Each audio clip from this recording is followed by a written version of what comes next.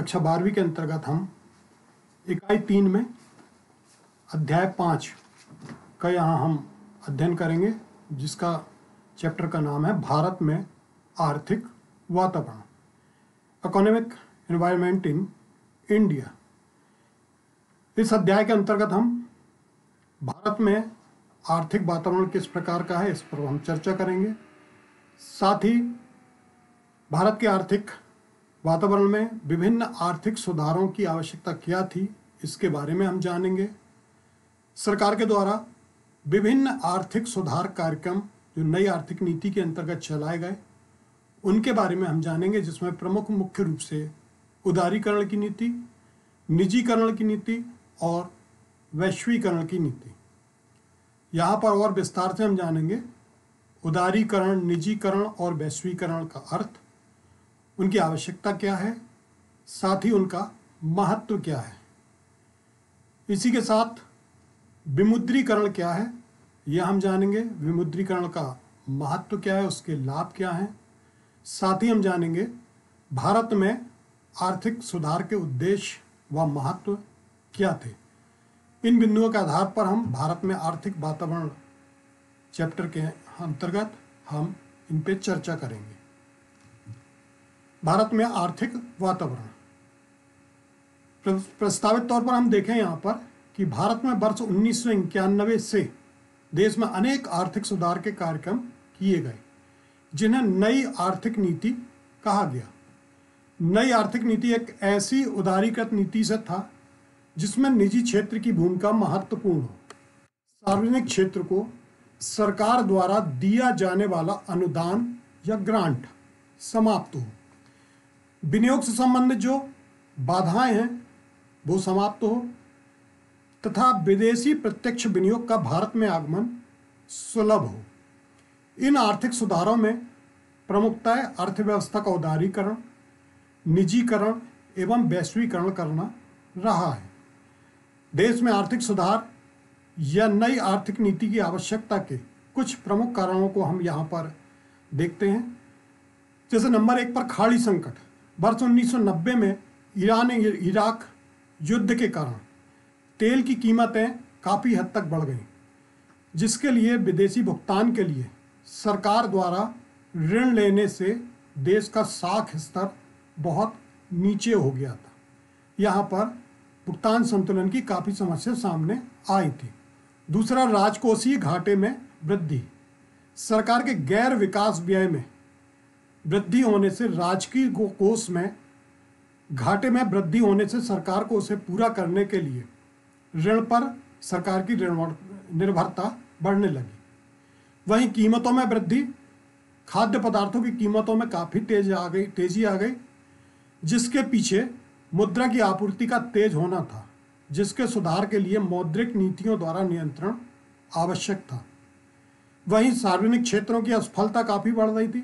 देश के अधिकांश सार्वजनिक क्षेत्र के उद्यमों के लगातार घाटे पर चलने के कारण इन पर एक नए नजरिए को अपनाना आवश्यक हो गया था। साथ ही भुगतान संतुलन की स्थिति।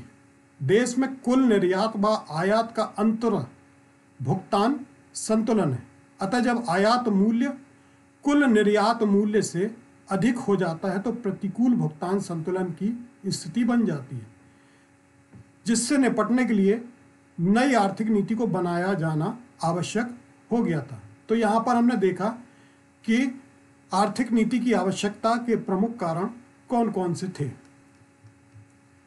नई आर्थिक नीति के अंतर्गत आर्थिक सुधार कार्यक्रम या इसकी विशेषताएं। तो यहाँ पर सबसे पहले सरकार के द्वारा उदारीकरण की नीति पर जो कार्य किए गए, यहाँ पर हम जानेंगे उदारीकरण क्या है। तो जब किसी देश की सरकार द्वारा जब कर नीति, आयात निर्यात नीति, व्यापारिक नीति, औद्योगिक नीति, श्रम नीति, वाणिज्यिक नीति आदि के माध्यम से अर्थव्यवस्था के विभिन्न क्षेत्रों में निवेश, उत्पादन, विपणन आदि में लगे नियंत्रण को हटाती है, तो उसे हम यहाँ पर उदारवादी नीति कहा जाता है। उदारवादी नीति के अंतर्गत बाजार की शक्तियाँ जो है स्वतंत्रता पूर्वक कार्य करती है। यहाँ पूंजी की गतिशीलता बढ़ती है, तथा उस देश का व्यवसायी स्वावलंबी व विदेशी प्रतिस्पर्धा के योग्य बन जाता है।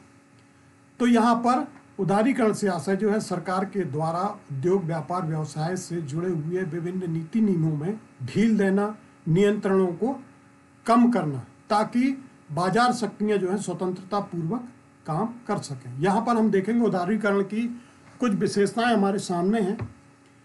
जैसे उद्योग व्यवसायों को स्थापना करने के नियमों को शिथिल करते हुए सरल बनाना। दूसरा बिंदु है बजट घाटा को कम करके मुद्रास्फीति को कम करना।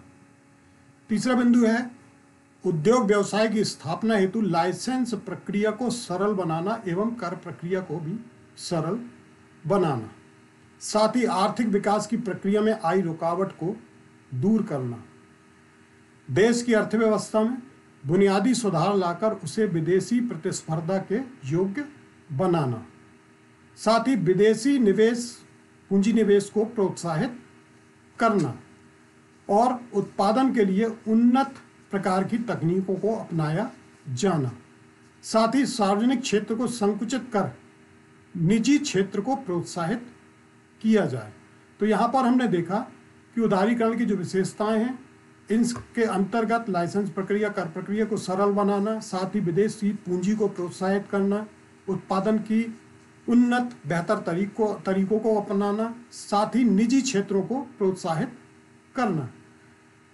तो इस प्रकार से भारत में अपनाई गई उदारीकरण की नीति से देश में विदेशी पूंजी विनियोग की संख्या तथा मात्रा में काफ़ी हद तक वृद्धि हुई और इससे देश के आर्थिक विकास में काफ़ी हद तक वृद्धि हुई।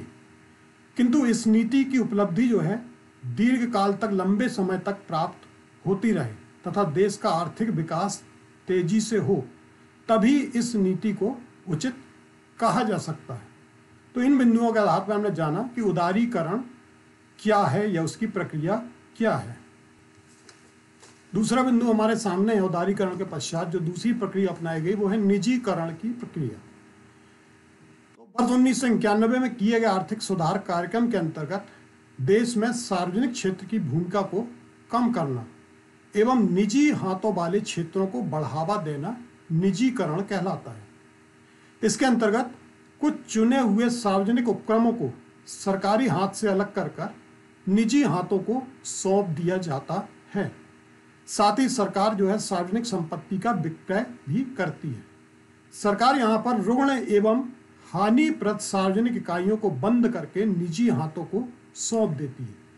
इस प्रकार से निजीकरण वो सामान्य प्रक्रिया है जिसके अंतर्गत किसी सार्वजनिक क्षेत्र वाली इकाई का स्वामी निजी क्षेत्र बन जाता है और उसका प्रबंध जो है वो निजी हाथों में, निजी क्षेत्र में आ जाता है। निजीकरण के लिए सरकार द्वारा निम्न उपाय व प्रयास किए गए जिनकी विशेषताएं यहाँ हम देखेंगे। सबसे पहली विशेषता है सार्वजनिक क्षेत्रों की भूमिका में कमी। यहाँ पर सरकार के द्वारा जो सरकार के द्वारा उद्योग संचालित किए जा रहे थे, जो लगातार घाटे में चल रहे थे, उन घाटे वाले उद्योगों को, व्यवसायों को सरकार के द्वारा निजी हाथों में बेचकर उनका स्वामित्व परिवर्तन किया गया। दूसरा कारण था रुग्ण इकाइयों से मुक्ति। इसके अंतर्गत सार्वजनिक इकाइयों को भी औद्योगिक एवं वित्तीय पुनर्निर्माण बोर्ड के अंतर्गत लाया गया, जो ये निर्धारित करता था कि कौन सी इकाई रुग्ण है, बीमार है और किसका पुनर्गठन संभव है या किन इकाइयों को बंद कर देना चाहिए। तो यहाँ पर सार्वजनिक इकाइयाँ ऐसी जो रुग्ण थीं उनसे मुक्ति प्राप्त करने के लिए निजीकरण को प्रोत्साहन दिया गया। वहीं तीसरा आरक्षण से मुक्ति। 1991 में औद्योगिक नीति में सार्वजनिक क्षेत्र के लिए आरक्षित उद्योगों की संख्या कम करके 6 कर दी गई तथा वर्तमान में सिर्फ 2 क्षेत्र, परमाणु ऊर्जा एवं रेलवे, जिसमें हाई स्पीड परियोजना, रेलवे विद्युतीकरण, सिग्नल प्रणाली, यात्री टर्मिनल आदि हैं।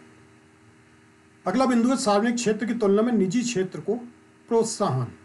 इसके अंतर्गत सार्वजनिक क्षेत्र में सरकारी पूंजी का अपनिवेश किया जाए, अर्थात सार्वजनिक क्षेत्रों में सरकार के द्वारा जो पूंजी लगाई जा रही थी उसको क्रमशः कम किया जाए तथा उसका उपयोग उस पूंजी का उपयोग यहाँ पर आधारिक संरचना में लगाया जाए, जिसका पालन करते हुए निजी क्षेत्र को प्रोत्साहित किया गया। अंतिम बिंदु यहाँ पर प्रतिस्पर्धा योग्य बनाना। इसके अंतर्गत देश की अर्थव्यवस्था में सुधार लाकर उसे विदेशी प्रतिस्पर्धा के योग्य बनाने के लिए निजीकरण को बढ़ावा दिया गया। अब यहाँ देखेंगे हम कि शासन के द्वारा, सरकार के द्वारा जो निजीकरण की प्रक्रिया अपनाई गई, उसके लाभ किस प्रकार के हैं। तो सबसे पहला लाभ जो था, पूंजी की कमी को दूर करना। इसमें विदेशी पूंजी निवेश के कारण विनियोग को आकर्षित कर निजी क्षेत्र की पूंजी को यह बढ़ाता है। दूसरा, प्रतियोगिता में वृद्धि। निजीकरण उपक्रम की प्रतियोगिता करने की क्षमता में वृद्धि करता है।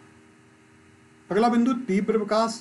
देश में पूंजी निर्माण, अनुसंधान तथा टेक्नोलॉजी में धन विनियोजन को प्रोत्साहन प्रदान करता है। जीवन स्तर में सुधार। उपभोक्ताओं के हित में उन्हें सस्ती, उपयोगी व टिकाऊ वस्तुएं उपलब्ध कराता है। वहीं कुशलता में वृद्धि।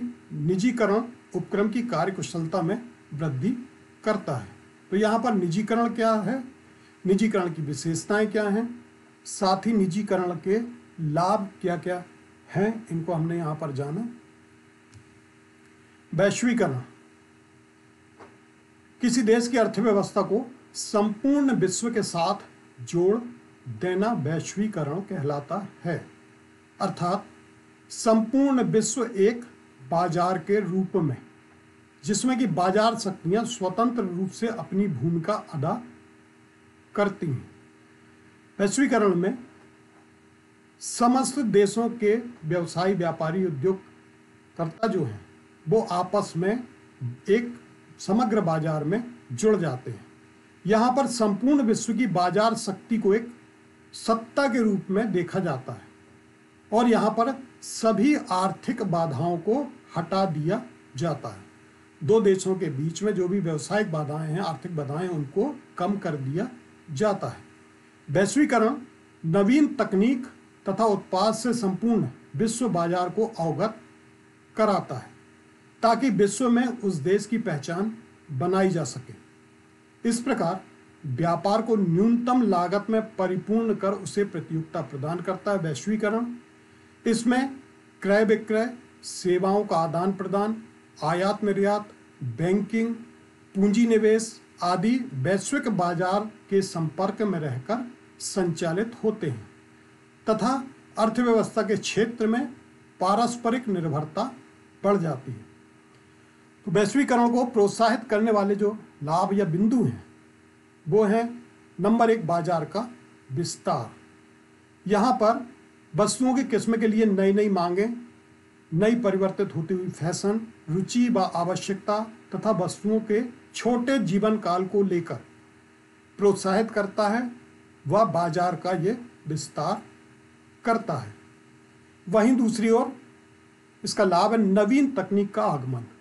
वैश्वीकरण से विदेशी पूंजी का निवेश बढ़ने से नवीन तकनीकों का आगमन होता है, जिससे श्रम की उत्पादकता एवं उत्पादन दोनों में सुधार होता है और तेजी से आर्थिक विकास भी होता है। जीवन स्तर में वृद्धि। अधिक उत्पादन होने से उपभोक्ता को न्यूनतम लागत पर अधिक उपयोगी वस्तुएं, उचित गुणवत्ता वाली वस्तुएं प्राप्त होती हैं, जिससे उनका जीवन स्तर बढ़ता है। तीव्र आर्थिक विकास। वैश्वीकरण से विभिन्न राष्ट्रों के बीच में तकनीकों का आदान प्रदान होता है, विदेशी पूंजी का निवेश बढ़ता है, इससे देश का तेजी से आर्थिक विकास होता है। वहीं विदेशी व्यापार एवं मुद्रा कोष में भी वृद्धि। आयात निर्यात पर प्रतिबंध समाप्त हो जाता है, संरक्षण नीति समाप्त कर देते हैं, इससे विदेशी व्यापार में वृद्धि होती है। वहीं श्रेष्ठ तकनीक के कारण श्रेष्ठ उत्पादन होने लगता है, इससे निर्यात बढ़ता है और निर्यात बढ़ने से विदेशी मुद्रा कोष में वृद्धि होती है, जिससे कि भुगतान संतुलन की समस्या हल होती है। इस प्रकार नई आर्थिक नीति के अंतर्गत सरकार द्वारा उदारीकरण, निजीकरण और वैश्वीकरण की दिशा में जो कार्य किए गए वे महत्वपूर्ण